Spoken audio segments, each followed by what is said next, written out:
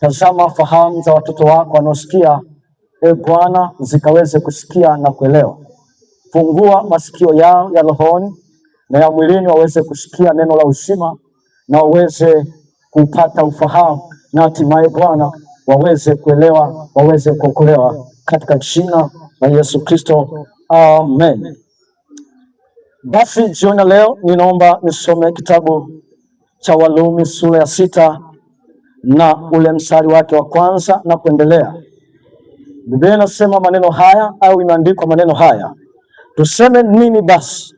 Tudumu katika dhambi ili neema izidi kuwa nyingi? Hasha!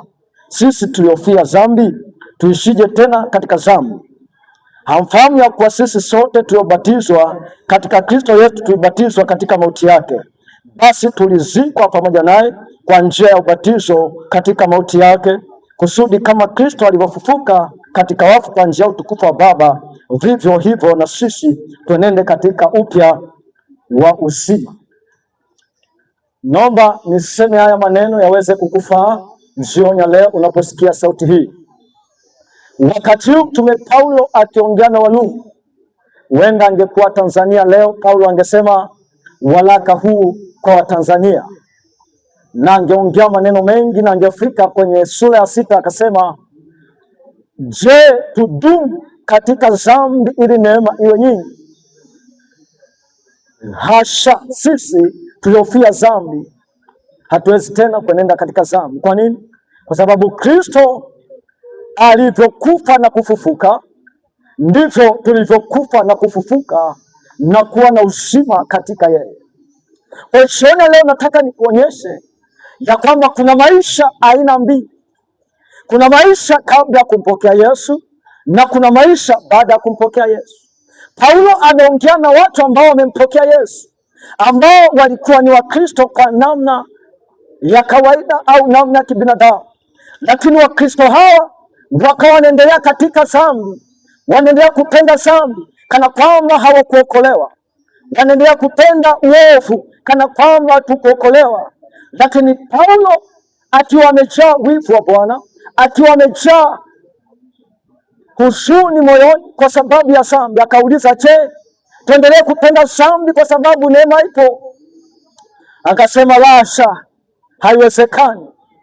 Kwa nini haiwezekani? Swali hili linajibiwa katika Tito 2:11 ya kwamba neema imefunuliwa kwa watu wote ili wote waweze kupata uzima. Na neema inatufundisha kushinda dhambi na tamaa za dunia ili tuishi maisha ya utakatifu. Maana kazi ya neema ni kutufundisha utakatifu. Lakini leo ni ajabu, kanisa au watu ambao wanasaniwa kuwa wameokoka wameichezea neema. Wanaweza kuishi kwa namna yoyote, wanaweza kuishi kwa namna yoyote kwa sababu ya hiyo neema. Lakini kuna wakati neema itaondoka na hukumu ya Bwana itachukua nafasi. Kuna wakati mahubiri kama haya hautayapata tena, maana Biblia inasema kuna nyakati itakuja njaa ya kusikia neno itatokea. Lakini leo bado njaa haijaachiliwa, bado njaa haijaachiliwa, bado kiu hakijaachiliwa, kwa sababu bado wako watumishi wanaisema kweli. Nimetumwa kulikumbusha kanisa na kukumbusha ulimwengu ni nyakati za kutubu, wala sio nyakati za kujifesha katika dhambi. Paulo atalitazama kanisa, akaona watu wanenenda kwa tabia zao za mwilini. Wanawake wanajiuza, wanawake wanageuka, wanafanya vitu vya anasa, wanawake wanajichumbua. Paulo akatazama akasema, hasha, sisi tuliofia dhambi kwa njia ya Kristo haitupasi kuenenda huko tena. Paulo alipotazama kanisa akaona watu wanaoa na kuachana, akasema haiwezekani. Sisi tuliofia dhambi lazima tupasa kuenenda katika utu mpya. Maana unapookolewa unaingia kwenye utu mpya. Matendo ya dhambi lazima yafishwe, uweze kuwa mtakatifu katika nafsi, mwili na roho. Leo kuna utakatifu bandia. Mtu anasema Mungu ni Mungu tu ambaye anaangalia moyo. Mungu ni Mungu anaangalia roho. Sisi wanadamu hatuioni roho yako, hatuoni moyo wako, tunaona matendo yako. Na tukiona matendo yako tutajua umeokolewa au hapana. Tukiona mwanamke unavaa suruali tunajua hujaokolewa. Tukiona mwanamke umeweka makeup tunajua hujaokolewa. Tukiona mwanamke unavaa nguo fupi haujaokolewa. Kwa sababu gani? Wokovu ni kubadilishwa. Paulo anasema unapookolewa unaenda katika utu mpya. Lakini kwa nini umeokolewa unaenda katika utu wa kale? Yale uliyoyaishi kabla ya kuokolewa bado unayaishi baada ya wokovu. Tofauti yako ni nini? Fikiri kama mfungwa aliyekuwa amefungwa, alafu akapewa uhuru wa kutoka gerezani, alafu akaendelea kukaa kwenye kambi ya gereza, ataendelea kuitwa mfungwa hata kama amepewa uhuru wake. Kwa hiyo inatokea mtu anapokuwa ameokolewa lakini akaendelea kuishi kwenye dhambi, tunajua bado ni mfungwa wa dhambi. Lakini jioni leo bado iko neema ya Yesu ya kusamehewa. Ewe binti unanisikia, unavaa suruali, iko neema ya kusamehewa. Ewe kijana unanisikia, umesuka kijana, ni ajabu kweli, kijana unasuka. Haleluya. Kijana unasuka, kijana unasuka, unapata ujasiri wa kusuka nywele kijana. Kijana unapata ujasiri wa kunyoa denge kijana.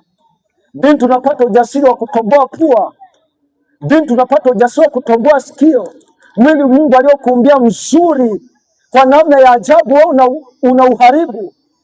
Nataka nikwambie neema sio mlango wa kutenda dhambi. Neema ni mlango wa kushinda dhambi. Na Paulo anaainisha dhambi zote ambazo mwanadamu anazifanya kwenye mwili, ya kwamba dhambi hizo utatoa hesabu. Siku moja utatoa hesabu ya mwili wako. Utasimama kwenye kiti cha hukumu, Mungu akuulize, nilikupa sikio likiwa halina tundu, ulilitoa wapi ile tundu? Tasema nilikuwa naweka urembo. Atauliza kwa ajili ya nini? Utakosa majibu. Urembo una muda, makeup sina muda, heleni na muda. Ndio maana kila mwaka zinabadilika, lakini uzuri wako wa asili hauna muda. Wewe ni wa kudumu kwa sababu haukutokana na vitu bandia. Mwanamke, tubu jioni leo. Unaenda kanisani unasema nipo kwenye neema, lakini umeweka wigi kubwa, unacheza kwaya mpaka linaanguka aibu, kumbe una kipala. Vaa hata kipala chako watu wakione tu, kuliko kuwadanganya watu kwa sababu ya wigi bandia. Hata ukifa litatolewa, litatupwa, kwa sababu hukumbwa nalo hilo. Heleni zitatolewa, zitatupwa. Hata kama zilikuwa za dhahabu zitatupwa. Kwa nini? Usijue hekima na maiti ambayo huwezi ukazikwa na vitu hivyo. Ni wakati wa kutubu na kumrudia Bwana. Watu wameiona neema kama mlango wa kuishi katika dhambi, lakini jioni leo nataka nipinge mafundisho hayo. Watu wanaenda popote kanisani, wanaenda na vimini na suruali, watu wanaenda na mawiki, wanaenda na hereni, wanaenda na makeups. Hiyo ni injili ya uongo. Wanawake, wanaume mnaonisikia jioni leo, neema ipo kwa ajili ya kushinda dhambi. Ni wakati wa kutubu na kumrudia Bwana. Unaposikia sauti hii popote ulipo, ni heri utubu umrudie Bwana. Dunia inakudanganya, dunia inakuvutia, lakini kuna wakati dunia itakuacha, itakusaliti. Utakufa, utaiacha dunia. Utakufa, utaacha kila kitu ulichonacho. Utakufa, utaacha kila kitu unachokiona. Hata kama ulikuwa unamiliki gorofa kubwa, utakufa utaliacha. Wako watu wanamiliki magorofa, wako matajiri duniani, walikufa wakaacha utajiri. Walikufa wakapita. Kila kitu kinapita mwanadamu. Mpe Bwana jioni leo unaposikia sauti. Siku ya leo mrudie Bwana Muumba wako. Unaposikia sauti ni wakati wa kutubu na kumrudia Bwana Muumba wako. Ni wakati wa kutubu. Neema bado ipo. Neema bado ipo. Usipate ujasiri wa kuendelea katika dhambi. Upo unanisikia vizuri hapa, unatamani hata kunipiga mawe. Siku hiyo unaweza ukakumbuka sauti hii. Ni heri kabla hujachelewa uweze kutubu dhambi zako. Hebu fikiri tu kwenye orodha ya ufahamu wako. Fikiri tu kwenye orodha ya ufahamu wako, ni dhambi gani itakuzuia mbingu? Orodhesha tu mawazo yako kwa utulivu na utafakari. Ni kitu gani ambacho kitakukosesha mbingu? Labda umekopa mikopo ukahamia hata mji huu ulikotoka unadaiwa, unatakiwa urudi ukalipe. Maana Biblia inasema wanaodhulumu hawataingia kwenye uzima wa milele. Utaonekana umebadilisha na mtaa vizuri, lakini mbingu inajua wewe ni mzulumaji, na wanaodhulumu hawataingia mbingu. Wewe upo unanisikia leo, umeacha mkeo kijijini, umehama mtaa ukaja na ukaolewa. Ni kweli umewaficha watu wa eneo hilo hawajui, na ukabadilisha na namba za simu ili usiweze kupatikana. Mungu anakujua. Unatakiwa urudi kwa mmeo, kwa mkeo. Umetumia pesa zako kwenye ulevi muda mrefu. Ungekuwa unakusanya kidogo kidogo, ungemletea hata wakisi mkeo akafurahi, lakini unashindwa kutunza familia, unatumia kwenye pombe ambazo ukimaliza kulewa unaanza kuwaza tena, huna hata hela ya kula kwa sababu ya pombe. Yuko Yesu anasamehe. Yesu anasamehe walevi wote, Yesu anasamehe wazinzi, Yesu anasamehe. Hata kama unaiba, Yesu bado anasamehe. Yesu bado anazo huruma na rehema. Huyu Yesu wa neema leo, kuna wakati neema itafungwa. Neema tunaohubiri itafungwa na ghadhabu ya Mungu itaonekana. Tupo kwenye nyakati za mwisho, nyakati za majira ya mwisho. Yesu anarudi kulinyakua kanisa, anatutuma kukukumbusha tu ya kwamba ni wakati wa kutengeneza, wakati wa kurudi. Yesu unakaribia. Majira yanaonyesha kwenye kalenda za mbingu Yesu Kristo anarudi. Je, atakukuta kwenye hali gani? Atakukuta ukiwa wapi? Atakukuta unafanya nini? Atakukuta ukiwa wapi? Yesu anarudi. Kanisa, changamka. Ni wakati wa kuchangamka sasa. Changamkeni mnapoona mambo yanabadilika. Ni wakati wa kuchangamka. Kama ambavyo unanitazama sasa hivi, ni jioni, ilikuwa ni asubuhi. Ilikuwa asubuhi watu wakajua itakuwa jioni, lakini kafika mchana watu wakajua itakuwa jioni, na sasa ni jioni na itakuja giza. Kwa dunia imefika jioni, watu wa Mungu. Yesu anarudi majira yoyote. Dunia imefika jioni, dunia imefika mwisho. Hakuna muda tena, ni wakati wa kutubu na kumrudia Bwana. Dunia haina muda tena. Usijifariji kwa sababu una pesa ya kula, usijifariji kwa sababu una kazi nzuri unalipwa mshahara. Jifariji kwa sababu unaishi maisha matakatifu. Wakati wote Yesu anaporudi, unapata nafasi ya kwenda mbinguni. Watakaobaki baada ya Yesu kulichukua kanisa hawataamini kitakachotokea. Huyu shetani ambaye mnamsema toka shetani, toka shetani, atakuwa na miliki kama mfalme wa dunia.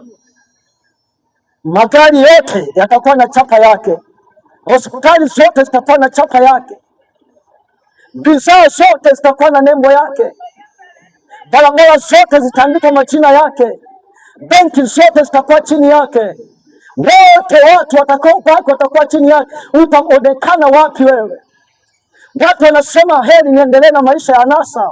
Yaani kwambia anasa ina mwisho. Heri jioni leo uweze kutubu. Yesu atakaporudi apate kukuchukua. Kama unaenda kanisani na hujakumbushwa, nimetuma kukukumbusha. Wewe usienda kanisani hujui chochote, ni heri jioni leo ujue kwamba dunia inakaribia kufika mwisho. Ni wakati wa kutubu na kumrudia Bwana jioni leo. Ni wakati wa kutubu na kumrudia Yesu jioni leo. Nisikilize mkazi wa mji huu, nisikilize Mtanzania, nisikilize ewe mwanadamu uliyeko duniani saa hii. Yesu anarudi majira yoyote. Ni wakati wa kutubu na kutengeneza. Mlevi utalewa mpaka lini? Mzinzi utazini mpaka lini? Kuna siku huo mwili unaotumia kuzini utazeeka, hautaweza kuamka kitandani, hautaweza kuzini tena. Wewe mwizi unaiba, kuna siku mwili huo unaotumia unakula vizuri na kupiga gym ili uweze kukaba watu, kuna wakati mwili huo utalala, hautaweza kuiba, lakini utakuwa tu late, umechelewa, maana ulitumia nguvu kuiba. Hakuna anayefanikiwa kwa njia za wizi. Anza kufanya kazi halali. Chukua hata bodaboda ya mkataba uanze kuuza.